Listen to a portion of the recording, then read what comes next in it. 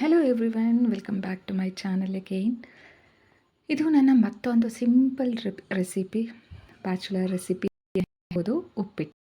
ತುಂಬ ಜನಕ್ಕೆ ಉಪ್ಪಿಟ್ಟು ಇಷ್ಟ ಆಗಲ್ಲ, ಬಟ್ ಆದರೆ ಈ ಥರ ಒಂದ್ಸಲ ನೀವು ಟ್ರೈ ಮಾಡಿ ತಿನ್ಬೋದು. ಸೊ ನಾನಿಲ್ಲಿ ಬನ್ಸಿರವೆ ಯೂಸ್ ಮಾಡಿದ್ದೀನಿ. ನೀವು ಇಲ್ಲಿ ನೋಡ್ತಾ ಇರ್ಬೋದು ಎಷ್ಟು ಉಡಿ ಉಡಿಯಾಗಿ ಉಪ್ಪಿಟ್ಟು ಚೆನ್ನಾಗಾಗಿದೆ ಅಂತ. ಸೊ ಇದಕ್ಕಿಂತ ಮೊದಲಾಗಿ ಎಲ್ಲರಿಗೂ ಥ್ಯಾಂಕ್ ಯು ಸೋ ಮಚ್. ನಂದು ಲಾಸ್ಟ್ ವೀಡಿಯೋಗೆ ಐ ಗಾಟ್ ಸಮ್ ಸಬ್ಸ್ಕ್ರೈಬರ್ಸ್ ಆಗಿರ್ಬೋದು, ವ್ಯೂಸ್ ಆಗಿರ್ಬೋದು. ಖಂಡಿತವಾಗ್ಲೂ ಅಂದ್ಕೊಂಡಿರಲಿಲ್ಲ ಸಬ್ಸ್ಕ್ರೈಬರ್ಸ್ ಮತ್ತು ವ್ಯೂಸ್ ಸಿಗ್ತಾರೆ ಅಂತ. ಸೊ ಅದಕ್ಕೋಸ್ಕರ ಎಲ್ಲರಿಗೂ ಥ್ಯಾಂಕ್ ಯು ಸೋ ಮಚ್. ಇವಾಗ ಸಿಂಪಲ್ಲಾಗಿ ಉಪ್ಪಿಟ್ಟು ರೆಸಿಪಿ ಹೇಗೆ ಮಾಡ್ಕೊಳ್ಳೋದು ಅಂತ ನೋಡೋಣ ಬನ್ನಿ.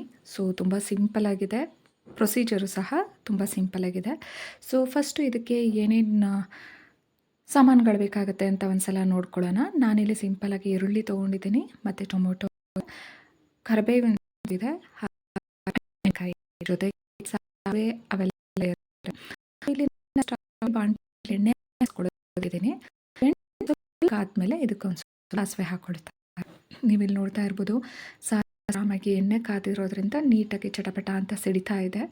ಸೊ ಇದನ್ನು ಸಾಸಿವೆ ಸಿಡಿದ ಮೇಲೆ ನನಗೆ ಕಡಲೆಬೀಜ, ಸೊ ಆಲ್ಮೋಸ್ಟ್ ಉಪ್ಪಿಟ್ಟಲ್ಲಿ ಕಡಲೆಬೀಜ ಇರಲೇಬೇಕು. ಸೊ ಅದರಿಂದ ನನಗೆ ಎಷ್ಟು ಬೇಕೋ ಅಷ್ಟು ಕಡಲೆಬೀಜ ನಾನು ಹಾಕ್ಕೊಳ್ತಾ ಇದ್ದೀನಿ. ಇದನ್ನು ನೀಟಾಗಿ ಫ್ರೈ ಮಾಡ್ಕೊಳ್ತಾ ಇದ್ದೀನಿ. ಕಡಲೆಬೀಜ ಎಲ್ಲ ಫ್ರೈ ಆದಮೇಲೆ ಒಣಮೆಣ್ಸಿನ್ಕಾಯಿ ಹಾಕ್ಕೊಳ್ತಾ ಇದ್ದೀನಿ. ಹಸಿಮೆಣ್ಸಿನ್ಕಾಯಿ ಇದ್ದರೆ ನೀವು ಹಸಿಮೆಣ್ಸಿನ್ಕಾಯಿನೂ ಹಾಕ್ಕೋಬೋದು, ನೀಟಾಗಿ ಬರುತ್ತೆ ಟೇಸ್ಟು. ನಾನಿಲ್ಲಿ ಒಣಮೆಣ್ಸಿನ್ಕಾಯಿ ಹಾಕ್ಕೊಂಡು ಫ್ರೈ ಮಾಡ್ಕೊಳ್ತಾ ಇದ್ದೀನಿ.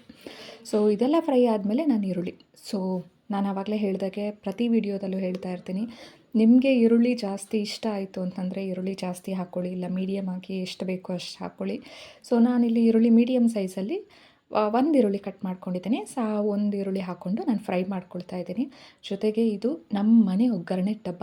ಸೊ ಇದರಲ್ಲಿ ನಾನು ತೊಗೊಳ್ತಾ ಇರೋದು ಮೇಯ್ನಾಗಿ ಅರಿಶಿಣದ ಪುಡಿ, ಸ್ವಲ್ಪ ಉಪ್ಪು ಹಾಕ್ಕೊಂಡು ಇದಕ್ಕೆ ಸ್ವಲ್ಪ ಅರಿಶಿಣದ ಪುಡಿ, ಹಾಗೆ ನಾನಲ್ಲಿ ಗ್ರೀನ್ ಕಲರ್ ಇದ್ದಿದ್ದು ಆ್ಯಕ್ಚುಲಿ ಒಗ್ಗರಣೆ ಡಬ್ಬದಲ್ಲಿ ಕರಿಬೇವಿನ ಪುಡಿ. ಒಂದೊಂದು ಸಲ ಕರಿಬೇವು ಸಿಗದೇ ಇರೋ ಕಾರಣ ನಾನಿಲ್ಲಿ ಕರಿಬೇವಿನ ಪುಡಿನೂ ಪುಡಿ ಮಾಡಿಟ್ಕೊಂಡಿದ್ದೀನಿ.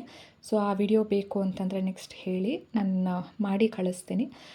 ಉಪ್ಪು, ಅರಿಶಿಣದ ಪುಡಿ ಹಾಗೆ ಕರಿಬೇವಿನ ಪುಡಿ ಮೂರನ್ನು ನಾನು ನೀಟಾಗಿ ಒಗ್ಗರಣೆಯಲ್ಲಿ ಫ್ರೈ ಮಾಡ್ಕೊಳ್ತಾ ಇದ್ದೀನಿ.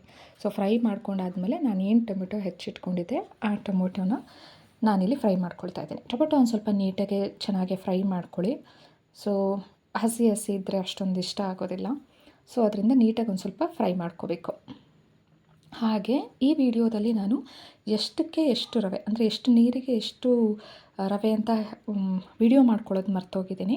ಸೊ ಫಾರ್ ಎಕ್ಸಾಂಪಲ್ ನೀವೇನಾದರೂ ಇದು ಬನ್ಸಿ ರವೆ ನಾನು ತೊಗೊಂಡಿರೋದ್ರಿಂದ ಇಲ್ಲಿ 1 ಟೀ ಕಪ್ಪಷ್ಟು ಬನ್ಸಿ ರವೆ ತೊಗೊಂಡ್ರೆ 3 ಟೀ ಕಪ್ಪಷ್ಟು ನಾನು ಬಿಸಿ ನೀರು ತೊಗೊಂಡಿದ್ದೀನಿ.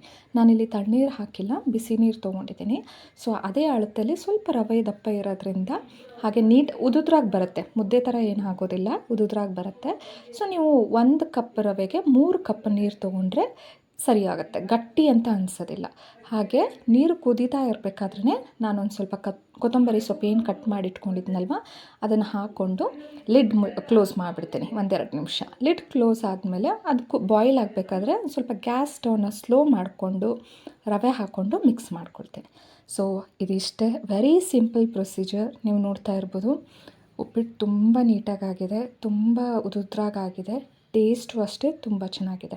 ಹಾಗೆ ಇನ್ನೊಂದು ಫೈನಲ್ ಟಿಪ್ ಏನು ಅಂತಂದರೆ, ನೀವು ಲಾಸ್ಟಲ್ಲಿ ನೀರು ಕುದಿಬೇಕಾದ್ರೇ ಉಪ್ಪು ಒಂದು ಸ್ವಲ್ಪ ಎಷ್ಟು ಬೇಕು ಅಂತ ನೋಡ್ಕೊಳ್ಳಿ. Okay, so thank you so much. Thank you for watching my video.